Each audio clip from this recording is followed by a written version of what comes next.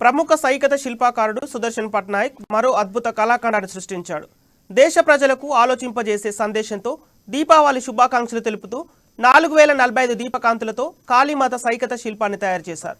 వెలుగుల పండుగ వేళ మనలోని అన్ని ప్రతికూలతలను కాల్చేద్దామని, దీపావళికి మన పరిసరాలను పరిశుభ్రంగా ఉంచుదామని, కాలుష్య రహితంగా వెలుగుల పండుగను జరుపుకుందామని ప్రజలకు విజ్ఞప్తి చేశారు.